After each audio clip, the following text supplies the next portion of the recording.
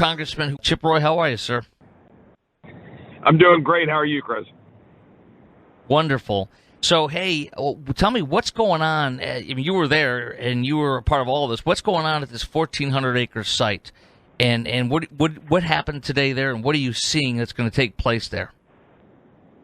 Yeah, no, great to be on, and happy Thanksgiving to you and all the listeners out there, and to Jack, who I know is not here right now, but yeah, we had a great turnout, a great event down along the border with Don Buckingham at Rio Grande City, our land commissioner, good friend of mine, and then a number of the ledge. We had about 20-ish or so of the state ledge who joined, along with the Border Patrol Union, and importantly, Alexis Nungare, who, as you probably know and remember, her daughter was murdered in July by gang members, TDA gang members from Venezuela, by individuals released into our country by the Biden administration. Well, Dawn is saying under her authority as land commissioner, she's making available that particular land and other land around the state in whatever way would be appropriate for the Trump administration to be able to use it for deportation. And of course, in addition, that 1,400-acre ranch will be used for additional fencing. And in fact, while we were there,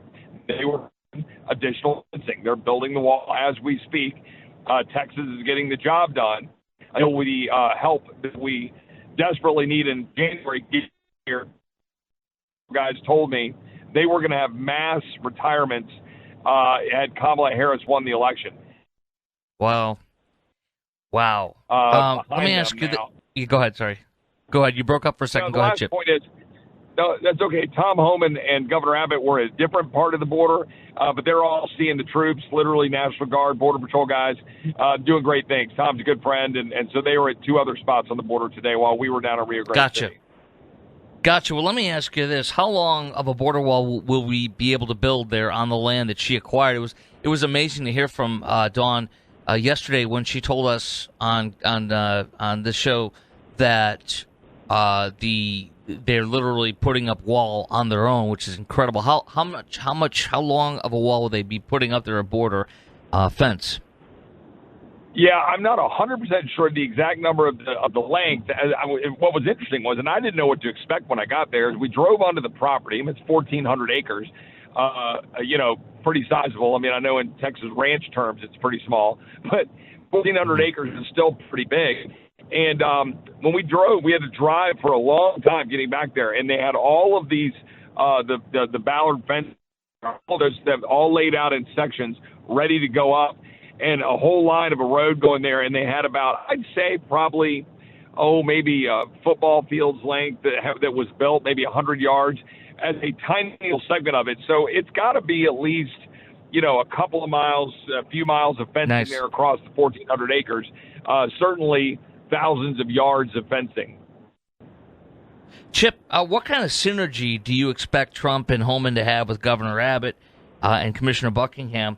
And how will you be helping the Trump and Abbott folks to stop this invasion and get rid of all these illegals Joe and Kamala let in, including the non-criminal illegal invaders?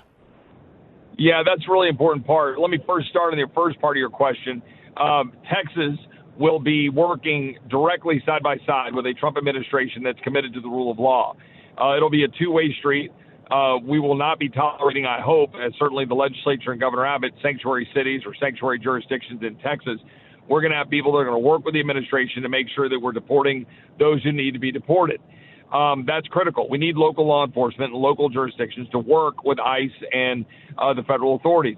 But secondly, in terms of what we do, it's really important that Congress give additional tools to President Trump in terms of permanent policy changes, but also support financially for doing what needs to be done with deportation, and stand behind the president and, in fact, encourage the president to do what is necessary to deport not just criminals, but the broad swath of people who are illegally, illegitimately dumped onto the streets of our country through the abuse of our laws. And we can't allow that. They can't stay because they're using the social welfare state. They are, for example, Kenny County. They had about 170 arrests in 2021. They've had 16,000 plus arrests since then. The burdens on our communities are real. We need to stop it. And it's not just criminals. It's on our schools, our hospitals, and all of our social services. So, Chip, another thing I wanted to ask you is, second of all, are you seeing a lot of resistance, though? Because a lot of people are saying, oh, yeah, the violent criminals, like the Dallas mayor, who I'm not a fan of his. I'm suspect about him being an authentic Republican, but he said, yeah, the violent criminals. Oh, I'll work with Trump on the violent criminals. But he wouldn't say the illegals who came here in the last 4 years. I want every one of them deported from this country. So are you hearing a lot of resistance where they're just saying, oh, the violent criminals, the violent criminals? And do you think that might be an issue coming in the next couple of years? Yeah, it's absolutely going to be an issue. Republicans are always going to try to find the fastest path to be able to squish out and cut a deal and not do what they were elected to do. And we're going to have to call that out.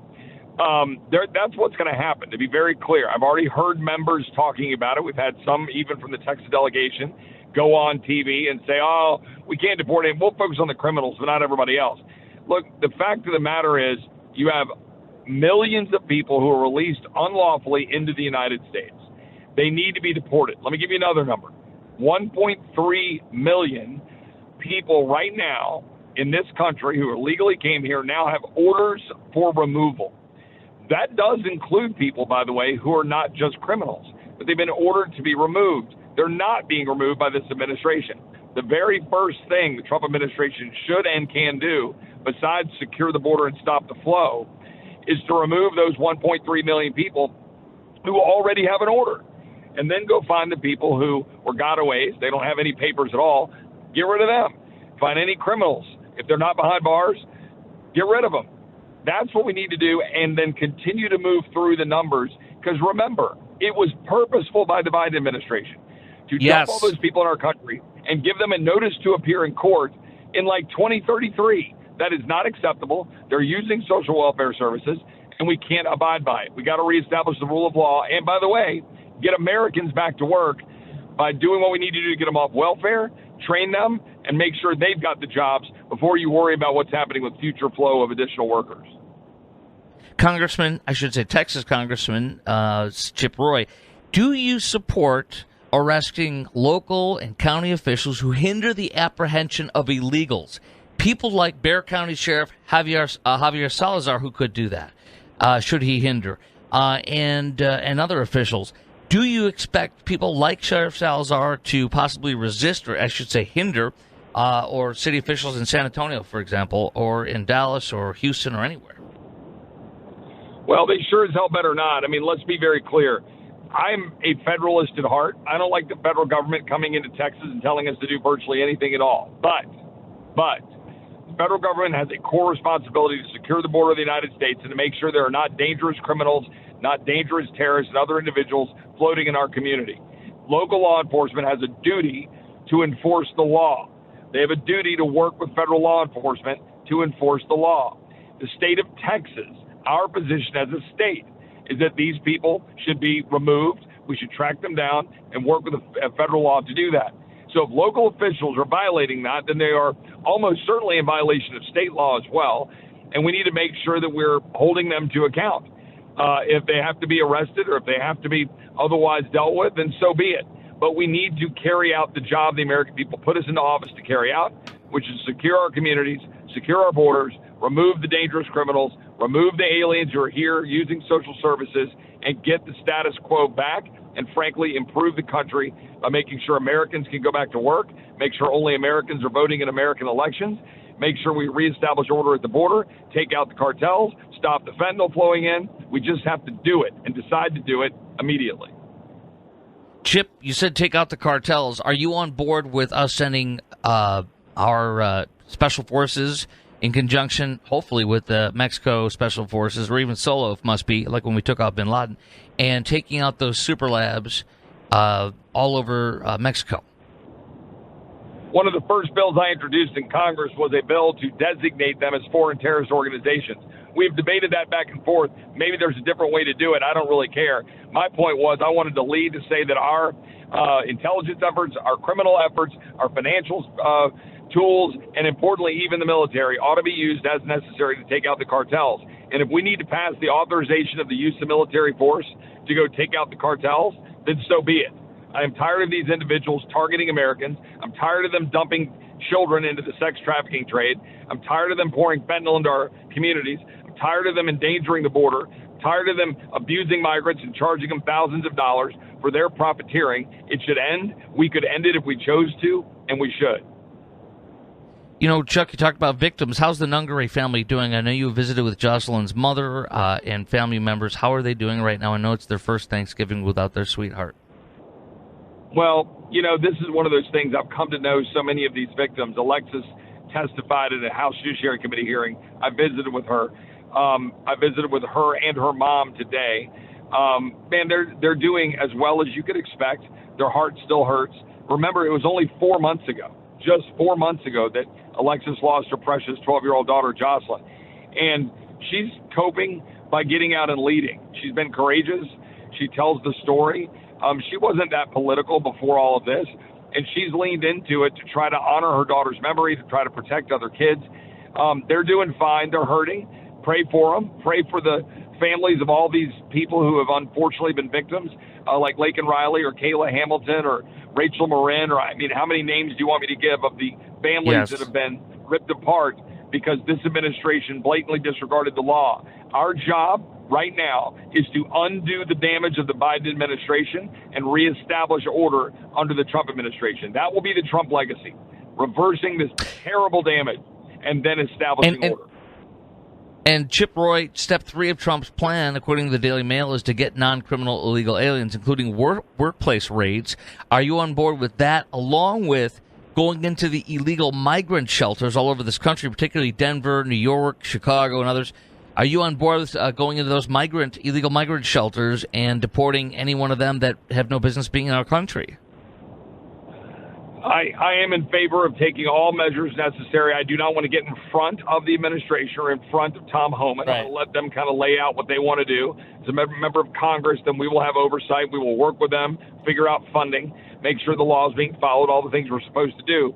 But I'm in favor of taking all the steps necessary to clean out our communities from people who have been released into them unlawfully and illegitimately. I realize there are some good people that have come here under the false pretense of the Biden administration selling something they couldn't sell, the abuse of our laws to release them into our country. But our job is to protect our communities, reestablish the rule of law, and that's what we need to do. And it's not going to always be easy, but nothing is that's worth doing. We are a sovereign nation. We are not just an idea, to quote J.D. Vance. We are not just an idea. We're a nation of people. We are a nation of communities, and we have an obligation to protect this great nation. Chip, a couple more quick questions before we let you go. What do you know about Trump's plan to have super centers for detention facilities, military possibly, all over the U.S. to house, jail, and eventually deport these illegals? What do you know about that? Well, again, I don't want to get in front of Tom and the great leadership there that they're putting together or the president, but what I know is they have very concrete plans, like you said. There are facilities, there are lands that are available, as we just talked about, Texas lands they're trying to make available. There are some existing facilities. They ought to be used.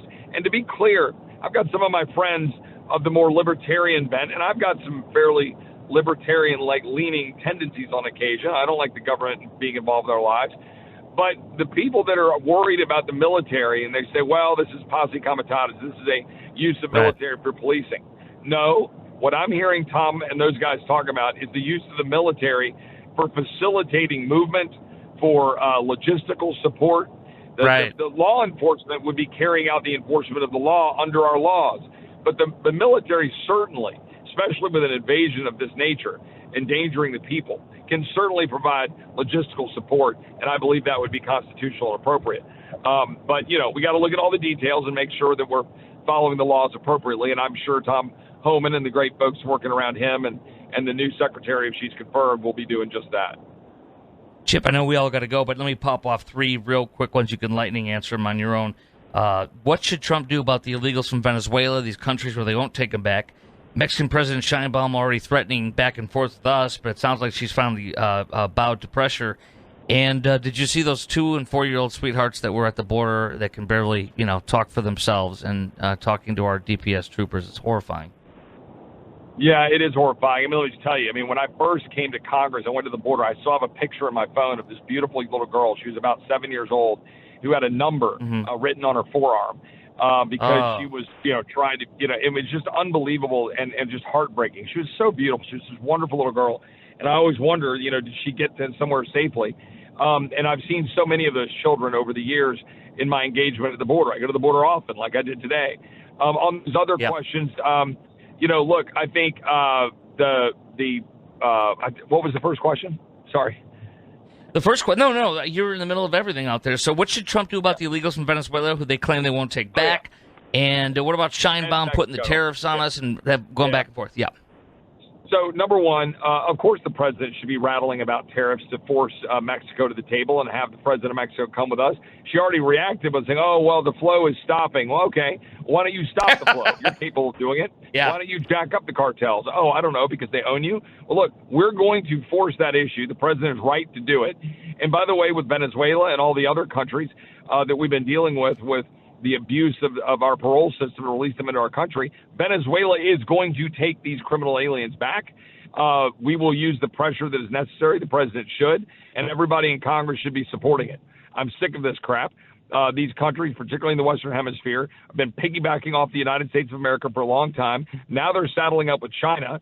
That stuff needs to end. They need to know that we mean business. They're going to take these folks back, and they're going to be dealing with us on a new set of terms now. And I support the president, whatever he wants to do in that regard. A to the men. All right, Chuck, thank you. Chip, thank you very much for your awesome help, your time. It's really a pleasure to get to talk to you for the first time in my career. I appreciate you very much. And for folks, this is going to be posted on their Twitter feed. My Twitter feed, which I'm going to repost it, is at Chris Kroc Show, ChrisKrok. Chip, if you want to mention your feed too, then go ahead, please. Yes, my Twitter feed is ChipRoyTX, ChipRoyTX. You can visit my website at roy.house.gov. Thanks for having me on the show. Let's visit again soon. Happy Thanksgiving to you and all the listeners out there. Happy Thanksgiving God bless y'all. To you, too, and thank you for fighting the good fight for us. Appreciate you, sir.